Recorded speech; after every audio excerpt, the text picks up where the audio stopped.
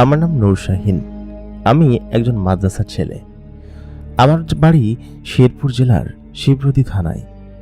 আমার সঙ্গে একটি ঘটনা ঘটেছিল। ছোটবেলা থেকেই আমার মা আমাকে বলতো আমার সঙ্গে নাকি জিন আছে, এবং ছোটবেলায় আমি অনেক কবিরাজ বাড়ি এদিকে ওদিকে গিয়েছি। মাকে আমি বলতাম যে আমাকে এরকম বিভিন্ন জায়গায় কেন নিয়ে যাও।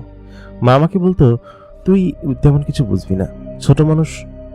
আমি সেই সময় তেমন কিছু বুঝতাম না, কিন্তু বড় হওয়ার পর জানতে পারি যে আমার উপর নাকি ছোট থেকে জিনের ছায়া আছে। আমার বয়স যখন মাত্র 7-8 বছর, তখন থেকেই নাকি আমার সঙ্গে জিনের ছায়া আছে, এবং আমার মা আমাকে বিভিন্ন জায়গায় নিয়ে যেত। সর্বপ্রথম যখন আমি মক্তবে ভর্তি হই, তখন নাকি আমাকে একটা জিনে আছর করেছিল, এবং আমাকে নিয়ে নাকি ঘরের বাইরে রেখে আসতো, এবং আমার মা সারা গ্রাম ভরে কান্নাকাটি করে বেড়াতো। আমার আব্বাও সেই বিষয়টা সম্পর্কে জানতো।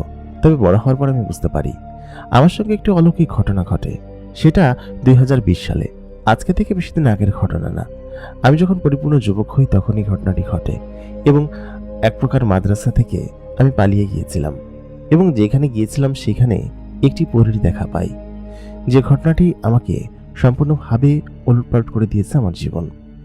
আজকে শোনাবো আমি আমার জীবনের ঘটনা, এবং কি ঘটেছিল আমার সঙ্গে সেটা জানতে হলে এই ভিডিওটা শেষ পর্যন্ত অবশ্যই থাকুন। আসসালামু আলাইকুম দর্শক, সকলে কেমন আছেন?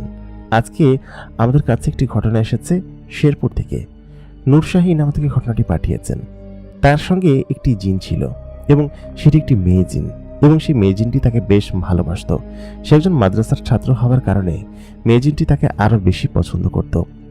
নূর শাহিনের সঙ্গে শেষ পর্যন্ত কি ঘটেছিল সেই ঘটনাটি জানতে হলে আমাদের এই ভিডিওটা শেষ পর্যন্ত অবশ্যই থাকতে হবে। যারা এখন পর্যন্ত আমাদের চ্যানেলটাকে সাবস্ক্রাইব করেননি, অবশ্যই সাবস্ক্রাইব করে পাশে থাকা বেল নোটিফিকেশন অন করে দিন। সেই সঙ্গে ভিডিওতে লাইক এবং কমেন্ট না করে থাকলে অবশ্যই করে রাখুন। প্রতিদিনকার মতো কণ্ঠে আমি আরজে ইমরান আপনাদের সঙ্গে আছি, এবং আপনারা দেখছেন দামাগা বক্স প্রাইম। দামাগা বক্স প্রাইমের গল্পগুলো আপনাদের কাছে কেমন লাগে অবশ্যই কিন্তু আমাদেরকে কমেন্ট করে জানাতে ভুলবেন না। সেই সঙ্গে আপনারা যদি আমাদের চ্যানেলে নতুন হয়ে থাকেন তাহলে অবশ্যই চ্যানেলটিকে সাবস্ক্রাইব করবেন। তাহলে চলুন আমরা সরাসরি নূর শাহিনের জীবনের ঘটনায় চলে যাই। ছোটবেলায় দল বেঁধে সকলের সঙ্গে মক্তবে যেতাম, এবং সেখান থেকে মক্তবে পড়াশোনা করে বাড়িতে চলে আসতাম। এটা ছিল আমার ছোটবেলার জীবনের ঘটনা। সেই সময়টাতে আমার কেন জানি মনে হতো যে আমার এক বন্ধু ছিল, যেই বন্ধুটি আমার সঙ্গে পড়তে আসতো প্রতিনিয়ত, এবং আমার সঙ্গে আমাদের বাড়ির রাস্তা পর্যন্ত আসতো। সে আসলে কোনো মানুষ ছিল না, সে জিন ছিল। জিনদের প্রতি আমার ছোটবেলা থেকেই যেন এক অন্যরকম বিশ্বাস ছিল, এবং মনে হতো যে আমি হয়তো জিন দেখতে পাবো কোনো সময়। কিন্তু আমার কাছে শুধুমাত্র মনেই হতো যে আমার আশেপাশে জিনেরা বসবাস করে। মজার বিষয় হচ্ছে, আমরা মক্তবে গিয়ে বছর শেষ করে পরবর্তী বছরের জন্য আমাদের ছুটি দেয়।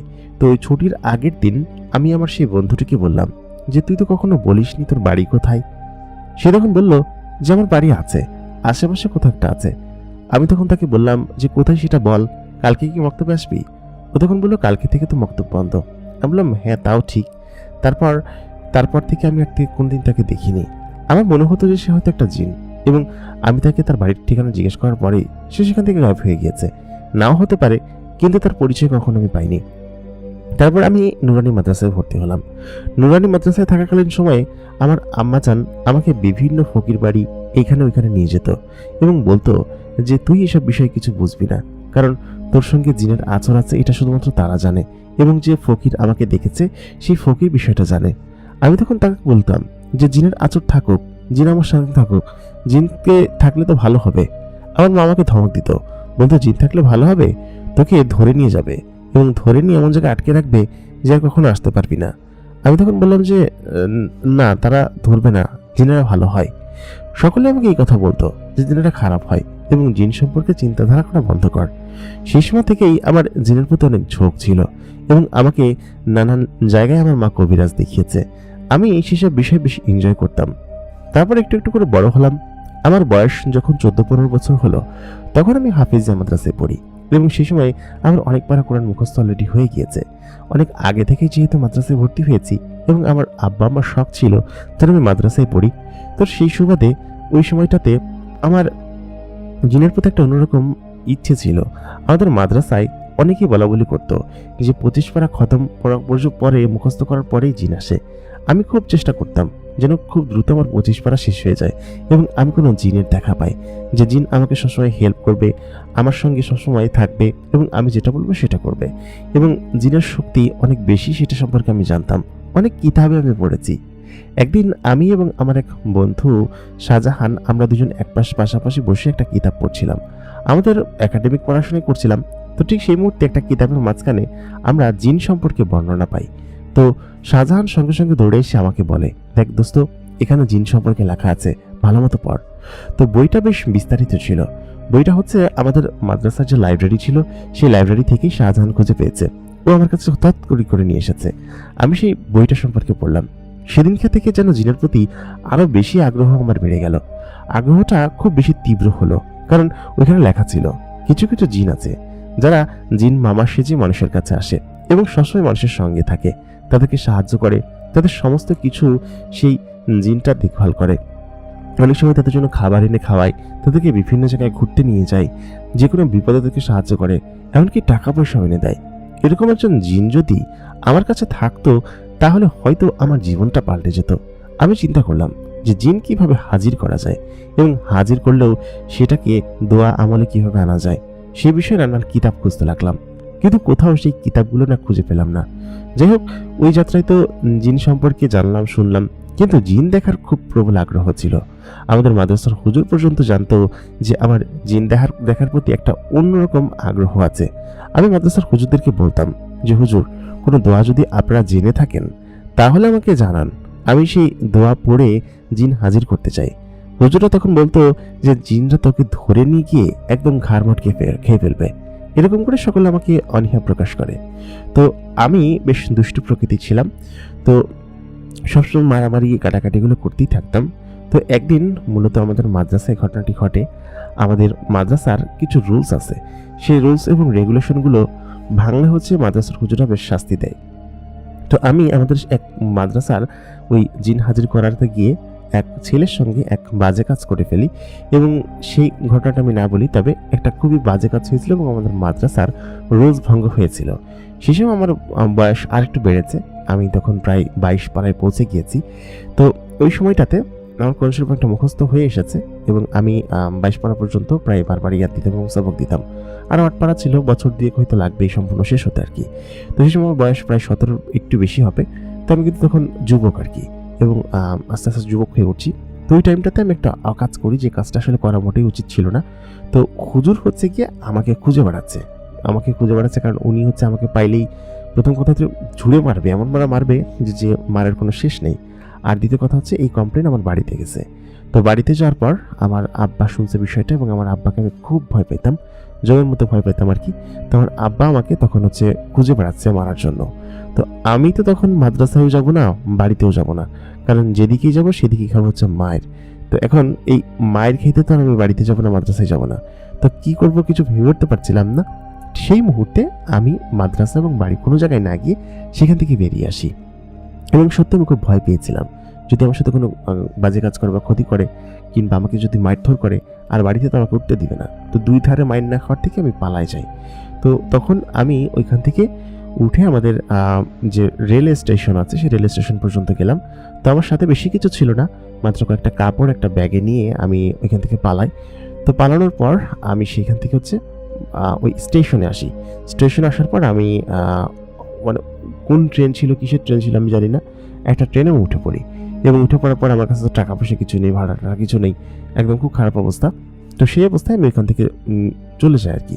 তো চলে যাওয়ার পর আমি তখন ওই ট্রেনে উঠে বসে থাকি এবং ট্রেন তখন চলতে থাকে। তো এক পর্যায়ে এসে একটা জায়গায় ট্রেন অনেকক্ষণ থামছে, তাই মনে করছি ট্রেন হয়তো আর যাবে না। তো আমি সেখানে নামলাম, নামার পরে দেখলাম কি যে গাজীপুরের রেল স্টেশন যেটা ছিল সেই গাজীপুর রেল স্টেশনে ট্রেনটা থামছে আর কি। তো আমি তখন ভাবলাম যে আমি ঢাকা চলে আসছি এবং এইটা ঢাকা শহর এবং এটা গাজীপুর আর কি, ট্রেন হয়তো আর যাবে না এরপরে, এই পর্যন্তই। তো এই পর্যন্ত আমি বিনা ভাড়ায় আসছি এবং কোনো টাকা পয়সা আমি দিই নাই, এই ট্রেন বলে হয়তো আসতে পারছি। তো তারপর আমি সেখানে নামলাম, নামার পরে আমি স্টেশনে বসে আছি। তখন প্রায় রাত হয়ে গেছে। তো অনেক এই পরিমাণ রাতে আমি এখন যাবো কোথায়? আমি এখন বাড়িতেও ফিরে যেতে পারতেছি না। বাড়িতে গেলে দুই দিক দিয়ে মার খাবো, আব্বা আম্মার হাতেও খাবো, ওদিক দিয়ে হুজুরের হাতেও খাবো। আর আমি যে কোথায় যাবো, কি করবো সমস্ত কিছু না বুঝতে পারে ট্রেন স্টেশনে এখানে বসে রইলাম। তো বেশ খানিক্ষণ পর একটা বৃদ্ধ লোক, উনি ওখানে পাশে বসেছিল এবং আমার দিকে বারবার তাকাচ্ছিল। তাকিয়ে আমাকে বলল যে, তুই কি বাড়ি থেকে পালায় আসছিস, এখানে অনেকক্ষণ বসে আছিস?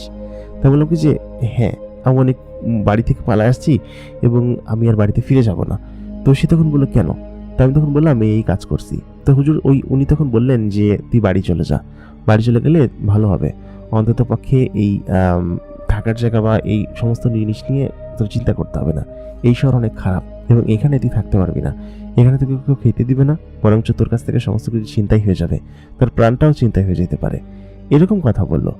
আমি তখন তাকে বললাম যে, না না, আমি বাড়িতে যাব না, বাড়িতে গেলে বরঞ্চ আমি আর মরে যাবো, এরকম একটা অবস্থা, কারণ আমার আব্বা খুবই ভয়ানক। তো উনি বললেন কি, আচ্ছা ঠিক আছে, আর কি করবি, কি চিন্তা করছিস? আমি বললাম কি যে, না কিছু চিন্তা করি নাই, এখানেই শুয়ে থাকবো, দেখি তারপরে কোনো কিছু একটা করা যাবে। তো সে তখন বললো কি যে, চল আমার বাসায় চল, আমি তোকে আমার বাড়িতে নিয়ে যাব। তো ওই লোকটা বৃদ্ধ ছিল এবং বেশ ভালো মনের ছিল। তো প্রথম আমি উনি আমাকে বাড়িতে নিয়ে গেল। তো লোকটা একটা স্যাঁতসেঁতে এবং নোংরা পরিবেশে বসবাস করতো। তো ওনার বাড়িটা বেশ ভালো ছিল, কিন্তু সবসময় নোংরা করে রাখতো। তো ওনারই ওইখানে ওনার নিজস্ব বাড়ি ছিল। তো সেই বাড়ির ভিতরে উনি কাউকে প্রবেশ করতে দিত না, কিন্তু আমাকে কেন ঢুকতে দিল আমি জানি না। তো উনি আমাকে নিয়ে আসলো, আনার পর বললো কি যে, এখানে তুই থাকবি আজকে থেকে। বারান্দায় একটা খাট ছিল, তো সেই খাটের পর আমাকে শুইতে বললো। আর বললো, খবরদার, আমি যদি ঘরে না থাকি কখনো কিন্তু ঘরের ভিতরে যাবি না একা একা, ঠিক আছে? তা বললাম, কেন? তো উনি বললো কি যে, কখনো যাবি না সেটা বলতে যাবি না। তো উনি সবসময় কেমন ভাবে যেন থাকতো, অদ্ভুতভাবে চলাফেরা করতো। উনি বলতো উনি কোথাও নাকি চাকরি করে, কিন্তু ওনাকে কখনো আমি চাকরিতে যেতে দেখি নাই। উনি কই থেকে খাবার নিয়ে আসতো, কীভাবে আনতো, আমি কিছুই জানি না। তবে 3 বেলা খাবার ঠিকই টাইম মতো পৌঁছে যেত এবং গরম গরম খাবার। উনি রান্না করতো না, কিচ্ছু করতো না। কীভাবে খাবার আসতো আমি সেটা বুঝতাম না। তবে উনি ঘরের ভিতরে যখন ঢুকতো তখন আমাকে ঘরে ঢুকতে দিত না। কি একটা কাজ করতো আমি জানি না, ঘরের ভিতর থেকে আওয়াজ আসতো নানান ধরনের, এবং ওনার ঘরের ভিতর বেশ নোংরা। আমি কয়েকবার উঁকি মেরে দেখেছি যে এরকমভাবে বসবাস করে উনি। তবে এই সময়টাতে বুঝতে পারতাম না আসলে কি ঘটনা আর কি। তো আমি তখন প্রায় 1 সপ্তাহের মতো থাকি সেখানে। থাকার পর আমি কিন্তু ঘরে প্রবেশ করিনি, জায়গাটা বেশ স্যাঁতস্যাঁতে ছিল। পুরাতন একটা ভাঙা বাড়িতে সে থাকতো এবং সেই ভাঙা বাড়িটা দোতলা ছিল। সম্ভবত কোনো জমিদার বাড়ি তাকে হয়তো থাকার জন্য দিছে বা এরকম কোনো কিছু। এখানে সে থাকতো এবং এরকমভাবে সে এখানে কি করতো আল্লাহ মাবুদ জানে। একদিন উনি বাসায় নেই, কোথাও একটা গেছে। তো উনি আমাকে কিন্তু খাওয়াইছে ফ্রিতে, থাকাইছে ফ্রিতে। প্রায় 20 দিন পার হয়ে গেছে, আমি ঘর ভেতর পর্যন্ত আমি উঁকি মেরে দেখি না কখনো। আমি বারান্দায় বসে থাকি এবং বারান্দায় বসে মাঝে মধ্যে তিলাওয়াত করি। আমার কণ্ঠ খুব ভালো ছিল। ছোটবেলা থেকে আমি নানান গজল গাইতাম, নানান কম্পিটিশনে অংশগ্রহণ করতাম। এই সমস্ত জায়গায় আমি অনেকই করেছি, গজল গেয়েছি। এমনকি আমি পুরস্কারও পেয়েছি আমাদের মাদ্রাসায় গজল গেয়ে। তো আমার কণ্ঠ খুব সুন্দর ছিল। তো আমি এখানে বারান্দায় বসে কোরআন তিলাওয়াত করতাম, প্রায় দিনই কোরআন তিলাওয়াত করতাম। তো আমার ভালো লাগতো, কারণ হচ্ছে প্রথম কথা হচ্ছে আমি এগুলো সবক দিতাম, ইয়াদ দিতাম। দ্বিতীয় কথা হচ্ছে আমি মাদ্রাসায় এখন তার যাই না, আর আমি ভুলেও কখনো মাদ্রাসায় ফেরত যাবো না। কি না কি হয়, হুজুর কি না কি বলে, তো এই বিষয়ে আমার ভয় ছিল। যেহেতু আমি ছোটো ছিলাম, অত কিছু বুঝতাম না, তো আমার ভয় ছিল। কিন্তু আমি তো আর যা শিখেছি তা ভুলে যেতে পারি না, তাই না? তো সেগুলো আমি বসে বসে এখানে আস্তে আস্তে তিলাওয়াত করতাম। আর হচ্ছে 22 পারার পরে যে পড়াগুলো ছিল সেই পড়াগুলো আমি মুখস্থ করার চেষ্টা করতাম, কারণ এখন তো আমি মাদ্রাসায় যাচ্ছি না। আমার আব্বা আমাকে বলেছে পুরোপুরি হাফেজ হতে হবে, আর হাফেজ হওয়াটাও জরুরি আর কি, কারণ 25 পারার পরে গেলে নাকি জিনেরা দেখা দেয় আর কি, এবং সেই সময় রাত্রেবেলা কোরআন তিলাওয়াত করতে হয়। তো আমাকে 25 পারার পর পার হতেই হবে, 30 পারা যেভাবে শেষ করতে হবে। এখানে বসে শেষ করি বা অন্য জায়গায় বসে শেষ করি, আমাকে শেষ করতেই হবে, এটা আমার বারবার মনে হতো। তো ওই রকমই আমি প্রায় একদিন রাতে আমি প্রায় দিনই কোরআন তিলাওয়াত করতাম, বিশেষ করে দুপুরবেলা খাওয়া দাওয়া শেষ করে রাত্রেবেলা সন্ধ্যার দিকে। তো আমি সেদিনকে চিন্তা করলাম যে আজকে একটু দেখি এখানে আমি কোরআন তিলাওয়াত করি। ওই লোকটা আমার বাসায় ছিল না, রাত তখন বেশ গভীর হবে। আমি একটা হারিকেন জ্বালিয়েছি, এখানে বিদ্যুৎ থাকতো না বেশি, হারিকেন জ্বালিয়েছি। তো এটা রিসেন্ট টাইমের ঘটনা, 2020 সালের ঘটনা। তো হারিকেন জ্বালানোর পরে সেখানে আমি হারিকেন জ্বালিয়ে হচ্ছে কোরআন তিলাওয়াত করছিলাম। তখন প্রায় 22 পারার শেষ পর্যায়ে 23 পারা ধরবো। তো ওই পর্যায়ে আমি খেয়াল করলাম আচমকা ওই রুমের আশপাশটা, আমি যেখানে বসে আছি ওইখানটা আশপাশটা একটা অন্যরকম সুঘ্রাণে ভরে গেল, এবং এত চমৎকার সুঘ্রাণ ছিল। আমি তখন সেই সুঘ্রাণটা বারবার নিতে লাগলাম। তো এরকম সুঘ্রাণ কোত্থেকে আসছিল আমি আশেপাশে সোর্স করছিলাম যে কোত্থেকে আসতে পারে। তো আমি তখন বুঝতে পারলাম না যে কোত্থেকে আসছিল। বেশ খানিক্ষণ কোরআন তিলাওয়াত করলাম, এবং তিলাওয়াত করার পরে আমি দেখতে পেলাম যে আমার ডান পাশ থেকে কোনো একটা ছায়া ভুয়ো দৌড় মেরে ঘরের ভিতর ঢুকে গেল। আমি এটা এতক্ষণে খেয়াল করিনি, বারান্দার রুমে যেহেতু আমি ঘুমাতাম এবং আমাদের সমস্ত কিছু বারান্দার রুমেই ছিল। তো এক ভুয়ো দৌড় মেরে ঘরের মধ্যে দৌড় মারলো। তো ওইটা দেখে তখন আমি চমকে গেলাম এবং বললাম, কে এখানে? তো আমি তো বুঝতে পারতেছি যে কেউ একজন ঘরের ভিতরে গেছে, চোর টোর কিছু গেছে কিনা সেটা নিয়ে আমি শঙ্কিত ছিলাম। আর ওই ওই বৃদ্ধ লোকটা আসলে ওনাকে আমি দাদা বলতাম। তো সেই দাদা আসলে তো আমাকে বলতো যে আমি আসছি, কিন্তু দাদা তো এরকমভাবে দ্রুত গতিতে ঘরের ভিতরে যেতে পারে না। তো প্রথম দিন আমি ঘরের ভিতরে ঢোকার চেষ্টা করি, উকি মারি, কিন্তু ঘরের ভিতরটা একটু গরম গরম ভাব ছিল এবং মনে হচ্ছিল যে ঘরের ভিতরে কেউ হাঁটাচলা করছে, কিন্তু অন্ধকার ছিল বলে আমি দেখতে পাইনি। তো প্রথম দিন এরকম ঘটনা ঘটছে। দ্বিতীয় দিনের দিন আমি যখন ওই সেম টাইমে আবার কোরআন তেলাওয়াত করতে শুরু করি এবং মনে করি যে আমি রেগুলার হব তিলাওয়াত করার, তো আমি তিলাওয়াত করছিলাম, ঠিক সেই মুহূর্তে আবার সেই বেলি ফুলের সুঘ্রাণটা চারিদিকে ছড়িয়ে পড়ে এবং খুব সুন্দর সুঘ্রাণ। শুধুমাত্র বেলি ফুলের সুঘ্রাণ যে তা নয়, আরও অনেক ধরনের সুঘ্রাণ আসছিল এবং সেটা মাতাল করার মতো সুঘ্রাণ। তো আমার কাছে বেশ ভালো লাগছিল। বেশ খানিক্ষণ পর আমি এদিক ওদিকে তাকিয়ে তারপর আমি দেখতে পেলাম যে ছায়ামূর্তির মতো সেই জিনিসটা আবার ঘরের ভিতর ঢুকে গেল। এই ঘরের ভিতরে কোনো একটা রহস্য আছে যেটা আমাকে আমার দাদা বুঝতে দিচ্ছেন আর কি। দাদা বেশ ভালো মানুষ ছিলেন, তিনি সবসময় আমাকে খাওয়াতেন, পড়াতেন এবং সমস্ত কিছু করতেন। তো আমি সেদিনকে ঘরের ভিতরে ঢুকলাম আর কি, সাহস করে আমার হারিকেনটা নিয়ে ঘরের মধ্যে ঢুকলাম। তো ঘরের ভিতরে একটা অন্যরকম প্রশান্তিময় পরিবেশ ছিল এবং খুব সুন্দর পরিবেশ ছিল। জায়গাটা বেশ ভালো লাগা শুরু করলো আমার এবং খুব সুন্দর ঘ্রাণ ছিল ঘরের ভিতরে। তো আমি তখন তাকে বললাম যে কে ঘরের ভিতরে, কে হাঁটাচলা করছে? বোঝা যাচ্ছিল যে ঘরের ভিতরে কেউ হাঁটাচলা করছে, যেহেতু এটা রাজপ্রাসাদের মতো দোতলা বাড়ি ছিল, অনেকগুলো রুম ছিল ঘরের ভিতরে। তো ভিতরে যাওয়ার পর আমি অনেকগুলো রুম খুঁজলাম, এদিক ওদিকে গেলাম, সব জায়গায় গেলাম, কিন্তু কোথাও কাউকে দেখতে পেলাম না এবং কেন যেন মনে হচ্ছিল যেমন পেছন দিয়ে কেউ বেরিয়ে যাচ্ছে, পেছন দিয়ে কেউ হাঁটছে। তো আমি তখন ভয় পেলাম। ভয় পেয়ে আমি যখন বাইরে বের হতে যাবো, ঠিক তখন দেখি দাদা সেখানে দাঁড়ায় আছে। তো দাদা তখন বললো কি যে তুই ঘরে ঢুকছিস কিসের জন্য, তোর ঘরের ভিতরে ঢুকতে না করছি না? তো আমি তখন বললাম, দাদা আমি এখানে বসে যখন কোরআন তেলাওয়াত করছিলাম তখন কেউ এখানে এসে আমার পাশে এক ছায়ামূর্তির মতো দৌড় মারলো এবং তারা ঘরের ভিতর ঢুকছে। আমি আজকে না 2 দিন দেখছি। তখন সে বললো তুই বাইরে যা। তো উনি ঘরের ভিতর ঢুকলো, ঢোকার পর উনি চিৎকার চেঁচামেচি করতে শুরু করলো ঘরের ভিতরে গিয়ে। তো আমি শুনতে পেলাম শুধু ঘরের ভিতর থেকে একটা কান্নার আওয়াজ আসতেছে, কিসের কান্নার আওয়াজ আমি বুঝতে পারতেছিলাম না। তো দাদা তখন ঘরের ভিতরে গিয়ে দরজাটা লাগাই দিল। আমি বারান্দায় বসেছিলাম, তো রাত্রে খাবার খাবো, ঠিক সেই মুহূর্তে একজন লোক এসে আমাকে খাবার দিয়ে গেল। প্রতিদিন এরকম একজন লোক এসে আমাকে খাবার দিয়ে যেত এবং খাবারগুলো খেয়ে নিলাম। খাওয়ার পরে আমি তো ওদিকে ঘুমায় গেলাম। তো এরকম করে 3-4 দিন সময় মাঝখানে কাটলো। একদিন রাত্রেবেলা দাদা বাড়িতে ছিল না এবং দাদা ঘরে যাওয়ার সময় ঘরের ভিতরে তালা মেরে রেখে গেছে আর কি। কোথায় গেছে আমি জানি না, তালা মেরে রেখে গেছে এবং আমাকে বলছে যে সাবধানে থাকিস। তো ওই দিনকে আমি ঘুমালাম আর কি। প্রায় 30 দিন পার হয়ে গেছে তখন আমি বাড়ি ছাড়া এবং এখানে ওনার সঙ্গে থাকি। উনি কোথায় যায় কী করে আমি জানি না, বা এই ঘরের ভিতর কী করে তাও আমি জানি না। তো সেদিন রাতে আমি শুয়ে আছি, আমি ঘুম আসছিল না আমার, গরমে প্রচণ্ড গরম ছিল আর ওইখানে তো কারেন্ট থাকতো না। তো আমি হারিকেনটা জ্বালানোর পর ভাবলাম যে একটু তিলাওয়াত করি। তখন আসমানে জ্যোৎস্না ছিল একটু একটু। তো আমি কিছুক্ষণ পর আসমানের জ্যোৎস্না দেখে আমি হারিকেনটা নিভিয়ে দিলাম, যেহেতু এখানে লাগতেছে আর কি, তেল লাগবে। তো এখানে ডিজিটাল কোনো ব্যবস্থা ছিল না, সব অ্যানালগ ব্যবস্থা, হারিকেন টারিকেন এগুলো চলতো। তো আমি তখন সেই হারিকেন বন্ধ করে আমি তখন আকাশের দিকে তাকিয়ে তিলাওয়াত করতে শুরু করলাম। বেশ খানিক্ষণ পর আমি শুনলাম যে আমার সেই ঘরের ভিতরে সেই সুঘ্রাণটা ভরে গেছে আর কি, আর ওইখানে থেকে একটা গ্লাস আর কি নিচে পড়ে গেছে। আমি তখন তাকায় বললাম কে? তো আমি দেখলাম একটা ছায়ামূর্তির মতো কিছু একটা সেখানে দাঁড়ায় আছে এবং আমার দিকে তাকায় আছে, তার চোখগুলো সাদা জলজল করতেছে। তো ওইটা দেখে তখন আমি কিছু যে ভয় পেয়ে গেলাম। ভয় পেয়ে আমি তখন বললাম কি এখানে? আমি আয়াতুল কুরসি পড়তে শুরু করলাম। ঠিক সেই মুহূর্তে একটা জিন আমাকে বলে উঠলো যে তুমি ভয় পেও না, আমি একটা জিন, আমি একটা কামেলে জিন। তখন আমি একটু ভয় পেয়ে পিছনে সরে গেলাম, কারণ আমি জিন দেখার জন্য কত কি করেছি, কিন্তু এখানে একটা জিন এসে আমার দৌড়গোড়া এবং আমার পাশে দাঁড়িয়ে আছে। ছেলের জিনটা তখন আমাকে বলল যে তোমার নাম কি? আমি বললাম আমার নাম নূর শাহিন। সে তখন বলল আমার নাম হিদমা। আমি বললাম হিদমা আবার কেমন নাম? সে বলল হিদমা হচ্ছে জিনেদের নাম এবং আমি এখানে বন্দি অবস্থায় আছি। তখন আমি তাকে বললাম যে কি বলছো বন্দি অবস্থায়, মানে তোমাকে এখানে বন্দি কে করেছে? তখন সে জিনটা বলল যে আমি বাড়ির বাইরে কখনো যেতে পারি না, তুমি যেদিন থেকে এসেছো সেদিন থেকেই আমি তোমার সঙ্গে কথা বলার চেষ্টা করেছি অনেকটা, কিন্তু তোমার সঙ্গে কথা বলতে পারিনি। তো আমি তখন বললাম তুমি কে, তুমি আমাকে দেখা দাও। সে তখন বলল আমি তোমাকে এখন দেখা দিতে পারবো না, আলো আসুক তারপর আমি তোমাকে দেখা দিব। তারপর আমি বললাম যে কিন্তু তুমি এরকমভাবে এখানে আটকে আছো কিসের জন্য, তুমি চলে যাও। তো হিদমা তখন বলল যে আমি এখান থেকে তো চলে যেতে পারি না, কারণ এখানে আমি মন্ত্রপুতভাবে আটকে আছি অনেক বছর ধরে, প্রায় 25 বছর ধরে এখানে আমি আটকা পড়ে আছি এবং এখানে আমি খুব খারাপ পরিস্থিতিতে আছি। ইনি আমাকে কোনোভাবে এখান থেকে যেতে দেন না, ওনার নিজের গোলাম বানিয়ে রেখেছেন। উনি আমাকে দিয়ে সমস্ত কিছু করান, রান্না বান্না কাজকর্ম সমস্ত কিছু আমাকে দিয়ে করান এবং আমি নিজেই খাবার জোগাড় করি, নিজেই এখানে খাবার রান্না করি। উনি নিজে থেকে কিছু করেন না। তখন আমি বুঝতে পারলাম যে ওই বৃদ্ধ লোকটি খাবার কোত্থেকে আসলে নিয়ে আসেন এবং গরম গরম খাবার 3 বেলা কিভাবে পেয়ে যায়। তো বৃদ্ধ লোকটির প্রতি আমার ক্ষোভ তো ছিলই, আর তারপরেও সে আমাকে উপকার করেছে, সে তারপর আমি রাগ দেখাতে পারছি না। তখন আমি তাকে বললাম যে তিনি আমাকে এখানে আশ্রয় দিয়েছেন, তিনি এমনটা করতে পারেন না, নিশ্চয়ই তোমার কোনো ভুল হচ্ছে।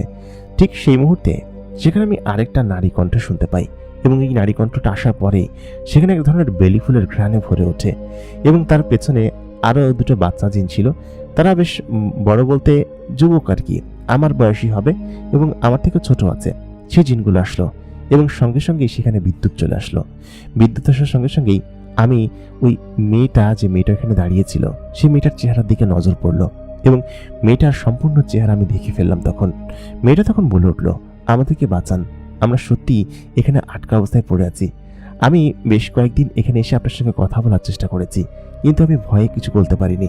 যদি ও আপনারও ক্ষতি করে আর আপনি যদি আমাদেরকে ক্ষতি করেন সেই জন্য, কিন্তু আপনাকে দেখে মনে হয়েছে আপনি বেশ ভালো একজন মানুষ এবং আপনি যেহেতু কোরআন তিলাওয়াত জানেন, তার মানে আপনি একজন হুজুর, তাই না?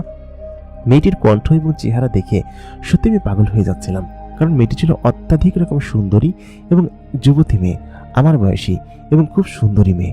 আমি তার দিকে তাকিয়ে আছি। মেয়েটির পরনে এক ধরনের সাদা জামা এবং তাকে দেখে সত্যি পরী মনে হচ্ছে।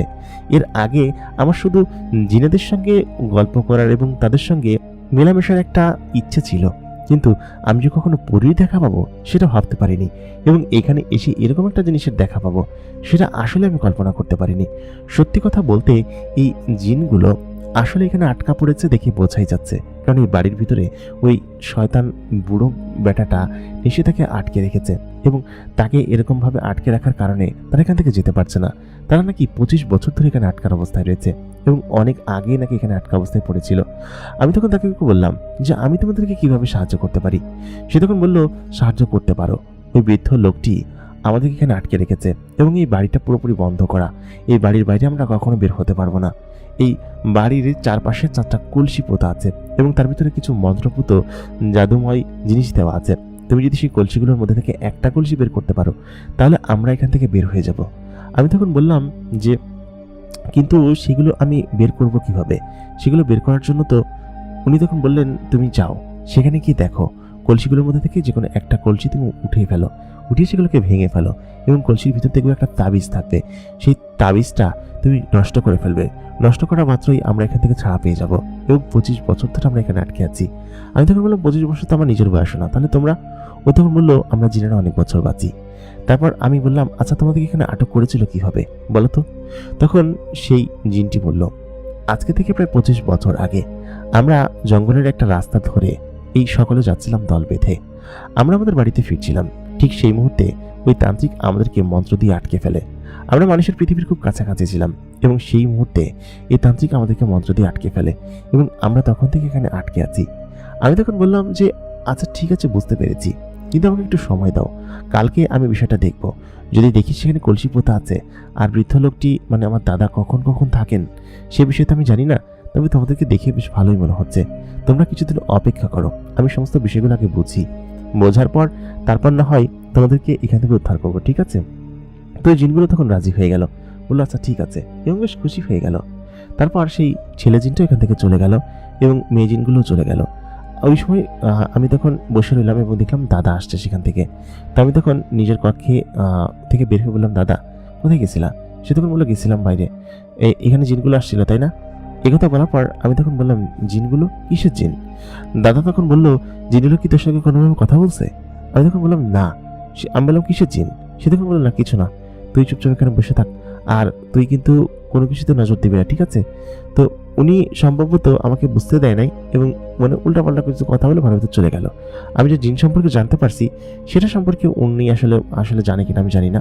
তো উনি ঘরের ভিতর গেল, যাওয়ার পর উনি তখন ঘরের ভিতর থেকে একটা চিৎকারের শব্দ আসলো এবং মনে হচ্ছিল উনার চিৎকারের শব্দ এবং উনি কাউকে শাসাচ্ছে এরকম একটা কথা। তো তখন আমি বুঝতে পারলাম যে দাদা নিশ্চয়ই ওনাদেরকে ক্ষতি করছে, ওনাদেরকে মারধর করছে এরকমটা। তো এই বিষয়টা আমার খারাপ লাগতে শুরু করলো। তো এর পরের দিন থেকে ওই যে মেয়েটি ছিল, যে জিন মেয়েটি, উনি হচ্ছে কি আমার কাছে আসতে লাগলো। সন্ধ্যার দিকে আমি যখন বসে থাকতাম সন্ধ্যার দিকে আমার কাছে আসতো, এসে আমাকে বলতো যে আপনার কণ্ঠ খুব সুন্দর এবং খুব সুন্দর করে আপনি তিলাওয়াত করেন, এই তিলাওয়াতটা আমার কাছে খুব ভালো লাগে, আপনার সঙ্গে এই তিলাওয়াত আমি অনেকদিন ধরে শুনছি এবং আপনি যখন তিলাওয়াত করেন তখন আমি এখানে আসি। তখন আমি বললাম যে ও আচ্ছা, তাহলে তুমি ছিলে যে কিনা এদিক দিয়ে তিলাওয়াত শুনে দৌড় মারতে দিক দিয়ে, তাই না? আমি কয়েকদিন তোমাকে দেখেছি। ও তখন বললো যে হ্যাঁ, আমার নাম জয়ী, আপনার নাম? আমি বললাম আমার নাম নূর শাহিন। সে বললো কি যে আপনি খুব সুন্দর করে কোরআন তেলাওয়াত করেন এবং এটা আমার কাছে খুব ভালো লাগে। আপনার এই কোরআন তেলাওয়াত আমি সত্যি আমার ওই রুমের ভিতরে থাকতে দেয় না, আমার কাছে অনেক ভালো লাগে। আপনি আজকে একটু শোনাবেন আমাকে? আমার কাছে এটা খুব ভালো লাগছে। আমি বললাম জি আচ্ছা ঠিক আছে। তারপরে আমি কোরআন লাইটটা বন্ধ করলাম। বন্ধ করার পর আমি বেশ খানিকক্ষণ তিলাওয়াত করলাম। সে তখন বললো মাশাআল্লাহ, খুব সুন্দর কণ্ঠ আমার, এবং আপনিও দেখতে খুব সুন্দর, আপনাকে আমার বেশ ভালো লাগে। আমি বললাম কি যে তুমি অনেক সুন্দর, এরকম সুন্দরী মেয়ে এর আগে আমি কখনো দেখিনি, খুব সুন্দর তুমি।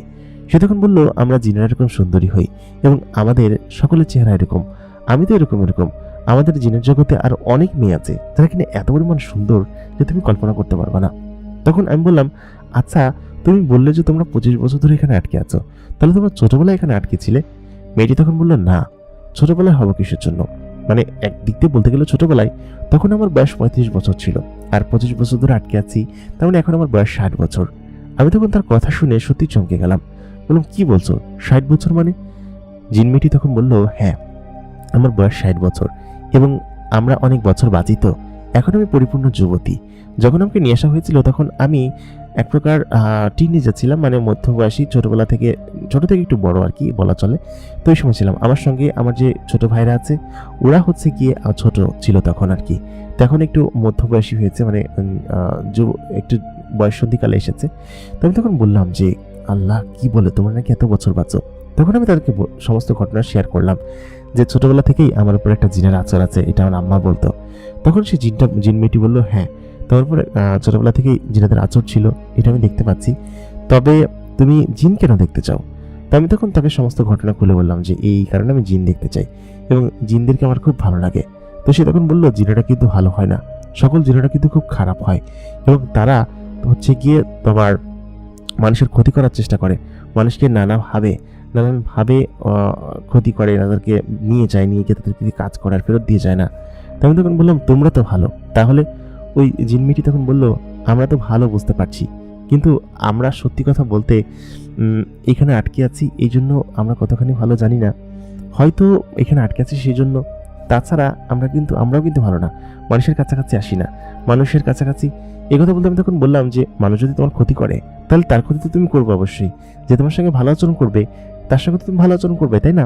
এই কথা শুনে জিনমিটি তখন বললো হ্যাঁ, সত্যি কথাই তো বলেছ, বিষয়টা তো আসলে সেরকম, কিন্তু আমার কোনো কিন্তু ফিরত না, তুমি আসলে খুব ভালো এবং তুমি কি আমার বন্ধু হবে? আমি তখন বললাম যে ঠিক আছে, আমরা দুজন তাহলে এখন থেকে বন্ধু, হ্যাঁ?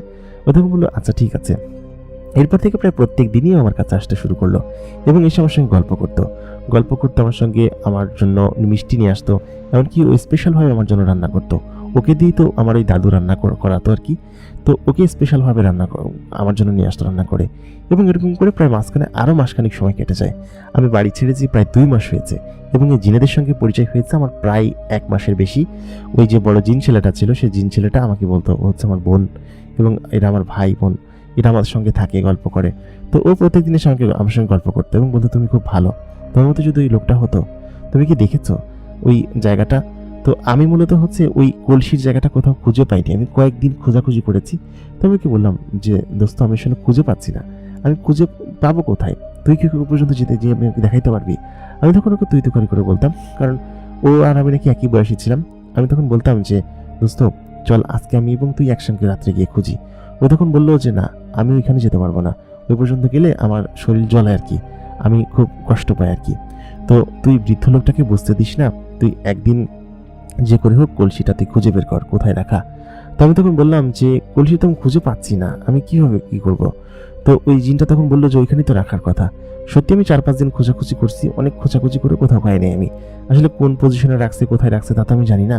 তো বলছে 4 কোণায় রাখা, আমি 4 কোণায় খুঁজছি। তো একদিন আমাদের ওই বাড়ির মাঝখানে কোণার দিকে একদম মাঝামাঝি এখানে, তো ওইখানে আমি একটা সিম গাছ লাগাবো, সামনে শীতকাল আসতেছে, সিম গাছ লাগাবো, সিম চারা কিনে নিয়ে আসছি আমি। তো ওই সিম গাছটা লাগানোর জন্য আমি সেখানে হচ্ছে গর্ত করবো। তো ঠিক সেই মুহূর্তে আমি যখন সাপলটা মারি, সেখানে মারার সঙ্গে সঙ্গেই ঠপাস করে ওঠে এবং সেটা একটা পিতলের কলসি ছিল। পিতলের কলসির ভিতরে তার মধ্যে হচ্ছে গিয়ে বিভিন্ন রকমের কাগজপাতি দেওয়া এবং কাগজপাতির ভিতরে আমি একটা তাবিজ দেখতে পেলাম। সেই তাবিজটা দেখার পর তখন আমি বুঝতে পারলাম যে আরে আল্লাহ, এটাই তো সেই তাবিজ, এইটাই তো সেই কলসি। এতদিন ধরে আমি এই পাশে আশেপাশে সমস্ত জায়গায় খুঁজছি, কিন্তু কোথাও পাই নাই। কিন্তু এই তাবিজটা এখানে আমি তখন মনে মনে ভাবলাম যে যাক, ও খুশি হয়ে যাবে। তো ওই মুহূর্তে হচ্ছে গিয়ে আমার যে ছিল, ওই হুজুর দাদু ছিল, দাদু তখন আসলো। আসার পর বললো যে কিরে তুই এখানে খোঁজাখুঁজি করতেছিস কিসের জন্য? আমি ততক্ষণ ওই জিনিসটাকে লুকায় ফেলছে আর কি। তো আমি তখন বললাম দাদু এই যে সিম গাছ লাগাইছি, এখানে সিম গাছ করবো। ততক্ষণ আমি তাবিজটা সরাও এই সিম গাছটা লাগাই ফেলছি। তো দাদু তখন বললো যে আচ্ছা ঠিক আছে, সমস্যা নেই, বেশি গর্ত করে খুঁজিস নি তো? আমি বললাম না, এই অল্প একটু গাছ খোঁজার জন্য যতটুকু লাগে আর কি। তো আমি দেখলাম যে সিম গাছ তো সেখানে লাগাইছি, দাদু কিছু বললো না আর কি। তো দাদু এমনিতে বেশ ভালো লোক ছিল, উনি আমাকে 2 মাস খাইয়েছেন, কোনো টাকা পয়সা নেননি, আমাকে এখানে রেখেছেন তার বাড়িতে। তো সেহেতু তার প্রতি আমার কোনো কমপ্লেন নেই। কিন্তু জিনগুলো বলেছে যে তাকে নাকি আটকে রেখেছিল। তো দাদুর কাছ থেকে শোনা উচিত যে কিসের জন্য আটকে রেখেছিল এবং কেন আটকে রেখেছিল। তো তখন আমি হচ্ছে কি ওই ঘরে চলে গেলাম। ঘরে যাওয়ার পর তাবিজটা তো তখন আমার কাছে, সন্ধ্যা হওয়ার অপেক্ষা। তো সন্ধ্যার দিকে আমি এবং হচ্ছে গিয়ে দাদু সেখানে বসে আছি, এবং বসে থাকার এক পর্যায়ে দাদা হচ্ছে তখন এখান থেকে বললো কি যে তুই থাক, সাবধানে থাকিস, আমি একটু বাইরে যাবো আর কি। তাই বললাম কোথায় যাবা? সে তখন বললো যে আমি একটু কাজ আছে, আমি 2 দিন ফিরবো না আর কি, তুই এখানে সব কিছু ঠিকঠাক মতো সামলে নিস। তাই বললাম আচ্ছা ঠিক আছে দাদু, তুমি চিন্তা করো না। তো তারপর সে চলে গেল আর কি।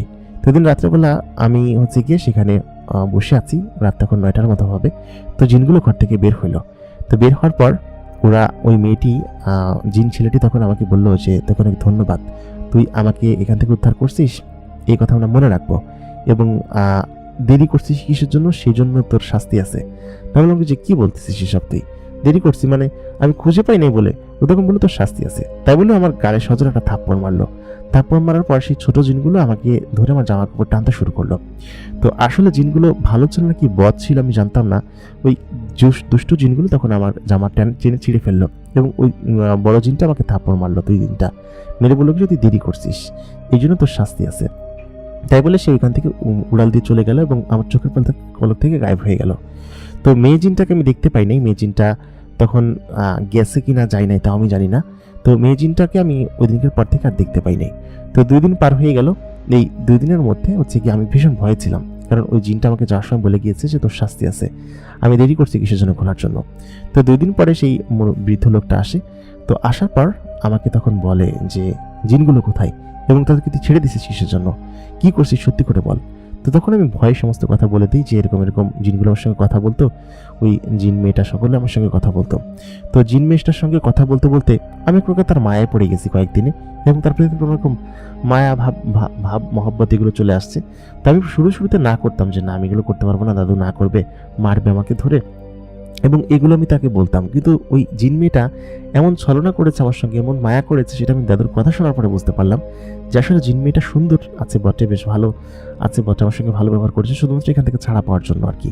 তো দাদু আমাকে তখন বলল যে এই জিনগুলো খুবই বদ জিন এবং খুবই খারাপ এবং দুষ্ট জিন। জিনগুলোকে আমি আটকে রেখেছি 25 বছর ধরে, ঠিক আছে, কিন্তু কিসের জন্য আটকে রেখেছি সেটা শুনবি না? জিনগুলো হচ্ছে কি এর আগে মানুষের ক্ষতি করে বেড়াতো এবং বিভিন্ন জায়গায় গিয়ে মানুষের জানমাল নানান ধরনের জিনিস ক্ষতি করতো। তো আমি আমাদের এই গাজীপুরের পাশেই একটা গ্রাম ছিল, সেই গ্রামে সেখানে যাই, এবং সেই গ্রামের এক পরিবারকে একদম পুরো নিঃস্ব করে অবস্থা ছেড়ে দিয়েছিল, এরকম একটা অবস্থা ছিল। তো সেই জিনগুলো এই পরিমাণ বদ ছিল এবং খারাপ ছিল যে ওদের পুরো পরিবারকে একদম পুরো ধ্বংস করে ফেলে এবং ওদের পরিবারের একটা মেয়েকে মেরে ফেলে আর কি। তো তারপর থেকে ওই জিনগুলোর প্রতি আমি খেপাচ্ছিলাম এবং তাদেরকে আমি ধরি। জিন টিন নিয়ে এগুলো নিয়ে আমার চলাচল, এগুলো নিয়ে আমার বসবাস, এবং এই বাড়িতে আমি অনেক জিন পালি। তো ওই জিনগুলো ছিল হচ্ছে সব থেকে খারাপ এবং দুষ্ট জিন। তো যে পালিত জিনগুলো ছিল সেই পালিত জিনগুলো থেকে আমি ছেড়ে দিতাম আর কি, ছেড়ে দিতাম, ওরা মাঝে মধ্যে আমার কাছে আসতো, এখানে বন্দি করে রাখতাম না। কিন্তু শুধুমাত্র এই একদল জিনকে আমি বন্ধ করে রেখেছিলাম, কারণ ওরা খুব দুষ্টি এবং ফাজিল ছিল, এবং এখান থেকে বের হওয়া মাত্রই ওরা তোরও ক্ষতি করবে। তুই যে কাজটা করেছিস সেটা ভালো কাজ করিস নাই, তুই এখন এখান থেকে চলে যা, তুই বাড়িতে চলে যা, এটা তুই কেন করছিস আমি জানি না, তোকে এখানে আমি রাখতে পারবো না, কারণ তুই আমার ক্ষতি করছিস। তো আমি তখন দাদুকে বললাম দাদু না এরকমটা করো না, আসলে আমার ভুল হয়ে গেছে। তো তখন আমার মেয়ে জিনটার প্রতি খুব জিদ হইতে শুরু করলো যে ওইরকমটা কেন করলো আমার সঙ্গে, ওইরকম বাজে কাজটা কেন করলো, এবং আমাকে এরকম ছলনা দিয়ে। সত্যি কথা ওকে আমি ততদিনে পছন্দ করে ফেলেছিলাম, ওকে আমি ভালোবাসতাম, এবং এটা আমি মনের মধ্যেও চলে যাওয়ার পর বুঝতে পারি যে ওকে আমি কেন পছন্দ করতাম এতটা। তারপর আমি হচ্ছে গিয়ে ওইখান থেকে আমাকে তো ওই দাদু বের করে দেয়। এখন আমার বাড়িতে যাওয়া ছাড়ার কোনো উপায় নেই। প্রায় 2 মাস পার হয়ে গেছে। তো আমি বাসা থেকে ওইখান থেকে বের হই আমি ট্রেনে উঠি। ট্রেনে ওঠার পর আমাদের যে শেরপুরের যে ট্রেন ছিল সেই ট্রেনে উঠে আমি যাওয়ার জন্য বাড়িতে প্রস্তুত হই। তো ট্রেনে বসেছিলাম। ট্রেনে আমার বাড়িতে যাওয়ার কোনো ইচ্ছা ছিল না। তবে আমাদের শেরপুর শহরে গিয়ে প্রথম 2 দিন আমার এক বন্ধু ছিল, সেই সেখানে বন্ধুর বাড়িতে থাকি। তো ওই বন্ধুর বাড়িতে আমি আগেও গেছি। তো এই জন্য ওই বন্ধুর বাড়িতে যাওয়ার পর আমি সেখানে গিয়ে থাকি 2 দিন। তো থাকার পর বন্ধু আমাকে বলে, তুই বাড়িতে ফিরে যা। তোর বাড়িতে অনেক অনেক কান্নাকাটি করছে তোর আব্বা আম্মা, এবং আমার কাছে এসে অনেক খোঁজাখুঁজি করছে, 2 মাস তুই গায়েব ছিলি, কোথায় ছিলি। তো আমি তখন বললাম যে বাড়িতে গেলে আমার আব্বা আম্মা কী মনে করবে, আমাকে মারধর করবে, হ্যান ত্যান। তো এরকম কোনো কিছু মনে করতাম। তো তখন ভাবতাম যে না, আমার বাড়িতে ফিরে যাওয়া উচিত। তো আমি বাড়িতে ফিরে যাই। ফিরে যাওয়ার পর আমার আব্বা আম্মা আমাকে দেখে প্রচণ্ড পরিমাণ কান্নাকাটি করে, বলে যে কই গেছিলি, তোকে মারবো না, মাদ্রাসা থেকে তোর হুজুররা তোকে খুঁজে বেড়াইছে, তারা অনেক কাহিনী করছে। তো এই এক পর্যায়ে আমি তখন ওই বিষয় সম্পর্কে আসলে আমার আব্বা আম্মা আমাকে ওই বিষয় সম্পর্কে ভুলে যায়, যে অপরাধ করে এখান থেকে পালাইছিলাম, সেই জিনিসগুলো ভুলে যায়। তাই আমি মাদ্রাসা আবার জয়েন করি। তো জয়েন করার এক পর্যায়ে আমার তো সেই মেয়েটাকে খুব ভালো লাগতো, তাকে বেশ পছন্দ করতাম। আর যে জিন বন্ধু সে যে আমার সঙ্গে ছিল, সেই জিন বন্ধুটা আমাকে তো এক প্রকার ধোঁকা দিচ্ছে, এরকম একটা আমার কাছে মনে হচ্ছিল। কারণ সে আমার সঙ্গে এরকমটা করেছে, এরকমটা না করলেও পারতো, এবং বলছে যা তোর শাস্তি আছে। তো ওইটা ভেবে আমি খুব ভয় পেতাম। তো এরকম করে মাঝখানে প্রায় বছরখানেক সময় কেটে যায়। আমি প্রায় সেই জুইয়ের কথা ভুলে গিয়েছিলাম, পরিটার কথা। তো একদিন রাত্রেবেলা আমি আমাদের বাড়ি থেকে মাদ্রাসায় ফিরছি। আমাদের বাড়ি থেকে মাদ্রাসাটা খুব বেশি দূরে ছিল না। রাত্রেবেলা আমি বাড়িতে এসেছিলাম। তো আমার একটা সাইকেল ছিল, সেই সাইকেলটা করে আমি মাদ্রাসার দিকে যাচ্ছিলাম। তো যাওয়ার পথে হঠাৎ করে আচমকা আমি একটা সুঘ্রাণ আমার নাকে পাই, এবং সেটা প্রচণ্ড পরিমাণ পরিচিত সুঘ্রাণ ছিল। তো আমি তখন সেখানে দাঁড়াই আর কি, সাইকেল নিয়ে দাঁড়িয়ে আমি আশেপাশে খুঁজতে থাকি। তো তখন আমি আসলে কাউকে দেখতে পাই না। তো ঠিক সেই মুহূর্তে আমি দেখি আমার সাইকেলের পেছনের ক্যারিয়ারে কেউ একজন বসে আছে, সাইকেলটা অনেক ভারী হয়ে গেছে। তো আমি তখন আচমকা দাঁড়ায় পড়ি। দাঁড়ায় পেছন দিকে তাকায় দেখি কোনো একটা ছায়া আমার সাইকেলের পেছনে বসে আছে। তো তখন আমি সাইকেল থেকে নামি, এবং নামার পর তখন আমি ওইদিকে তাকায় দেখি কি যে জুই সেখানে দাঁড়ায় আছে। এবং আমি তখন তাকে বলি, জুই তুমি এখানে কেন এসেছো? তুমি তো আমাকে ধোঁকা দিয়েছো। সে তখন বললো, ধোঁকা দেয়নি, স্বাধীনতা সবাই পেতে চায়, এবং সবারই স্বাধীনতা পাওয়ার ইচ্ছা আছে, অবশ্যই দরকার আছে। তুমি জানো, আমার ভাই তোমাকে বলে গিয়েছিল না তোমার শাস্তি পাওয়ার দরকার আছে, তোমাকে শাস্তি দিবে সে। কিন্তু তুমি ওই বাড়ি থেকে বের হয়ে আসার পর থেকেও তোমাকে কেন শাস্তি দেয় না জানো? কারণ আমি ছিলাম, সেই জন্য শাস্তি দেয় নাই। এবং ওইখান থেকে সেদিনকে আসার পর কি হয়েছিল আমি তোমাকে বলি। সেদিনকে আসার পর আমার ভাই আমাকে বলেছিল যে ওকে আমি ছাড়বো না। ও প্রায় 1 মাস আমাদেরকে অপেক্ষা করিয়েছে, এবং ও তোমার ক্ষতি করার জন্য তোমার ওইখান থেকে বের হওয়ার অপেক্ষা ছিল। তুমি যখন বের হলা, সেদিনকে স্টেশনে আসলা, সেদিনকে রাত্রে তোমাকে ক্ষতি করার জন্য আমার ভাই দলবল নিয়ে তোমার কাছে গিয়েছিল, কিন্তু আমি বাধা দিয়েছিলাম। কেন জানো? কারণ আমি তোমাকে ভালোবাসতাম, আমি তোমাকে পছন্দ করতাম। এবং আমার ভাই তোমাকে বলেছে যে ওকে শুধুমাত্র তোর জন্য আমি ছেড়ে দিলাম। আর সত্যি কথা বলতে আমাদেরকে উপকার করেছে, কিন্তু দেরি করে করেছে। আসলে স্বাধীনতা সবাই চাই। আমরা মানি যে আমরা খারাপ গোত্রের জিন ছিলাম এবং মানুষদের ক্ষতি করে বেড়াতাম, কিন্তু তোমার সঙ্গে মেলামেশা করার পর থেকে সত্যি এই বিষয়টা আমি উপলব্ধি করতে পারি যে আসলে মানুষের ক্ষতি করা উচিত না, আর অপ্রয়োজনীয় তো একদমই না। যদি মানুষ তোমার ক্ষতি করে তাহলে তুমি মানুষের ক্ষতি করবা। যেমন ওই বৃদ্ধ লোকটার যদি আমরা কোনো ক্ষতি করতে পারতাম তাহলে হয়তো আমার শান্তি লাগতো, কিন্তু বৃদ্ধ লোকটা অনেক শক্তিশালী, তার ক্ষতি আমরা কখনো করতে পারবো না, এবং তাকে আমরা কখনো ধরা দেবেও না। তারপর থেকে আমার ভাই আমাকে বলে আমি যেন আর মানুষের জগতে না যাই, এবং আমার ভাই তখন নিজের মতো করে চলাফেরা করতে শুরু করে, এবং আমার আব্বা মা আমাদেরকে দেখে বেশ খুশি হয়। কিন্তু আমি ওই কাবিলা থেকে আর বের হতে পারিনি। অনেক চেষ্টা করেছি বের হওয়ার, কিন্তু আজকে সুযোগ পেয়েছি, কারণ আমার ভাই আমাদের কাবিলা ছেড়ে চলে গিয়েছে, এবং সে অন্য কোথাও গিয়ে বসবাস করছে, এবং আমি এখন ফ্রি সম্পূর্ণভাবে। তো আমি তোমার কাছে আসতে পেরেছি। সত্যি কথা বলতে নুরামিন, আমি সত্যি তোমাকে খুব বেশি ভালোবাসি, এবং সেই সময় থেকে আমি বুঝতে পারতাম, কিন্তু আমি আসলে তোমার কাছে আসতে পারতাম না। সেই সময়টা আসলে আমার ভাইয়ের কারণে আমি কোনো কিছু করতে পারিনি। তো আমি তখন বললাম যে ওকে আমি এত পরিমাণ হেল্প করলাম, এত পরিমাণ সাহায্য করলাম, ওরা আমাকে ধোঁকা দিল, আমি কে সাহায্য করছি, সেই সুবাদে অন্তত পক্ষে আমার সঙ্গে ভালো বন্ধুত্বসুলভ আচরণ করতে পারতো। তখন জুই বলল যে আমার ভাই এরকমই, ও একটু মেজাজ খারাপ প্রকৃতির, এবং কাউকে সহ্য করতে পারে না, বিশেষ করে মানুষকে। কারণ ওই বৃদ্ধকে 25 বছর আটকে রেখেছে, এবং কোনো সময় যদি সুযোগ পায় ওই বৃদ্ধর পর সে শোধ নিয়ে নিবে আর কি। আর এরপর থেকে হয়তো কোনো মানুষের ক্ষতি করে বেড়াচ্ছে, এই সমস্ত কিছুই করে বেড়াইও। এই জন্য ওকে আমার একদমই পছন্দ না। তো ওর সঙ্গে থেকে থেকে আমি এগুলো শিখেছিলাম, কিন্তু তোমার সঙ্গে পরিচয় হওয়ার পর থেকেই আমি এই বিষয়গুলো সম্পূর্ণভাবে আসলে বুঝতে পারি যে মানুষের ক্ষতি করা আসলে ঠিক না। আমি তোমাকে খুব ভালোবাসি। তারপর সে আমার কাছে আসে, কাছে এসে আমাকে জড়িয়ে ধরে আমাকে চুমু খায়, বলে কি যে সত্যি নূর শাহিন, আমি তোমাকে খুব বেশি ভালোবাসি এবং এখন থেকে আমি তোমাকে কখনো ছেড়ে যাবো না।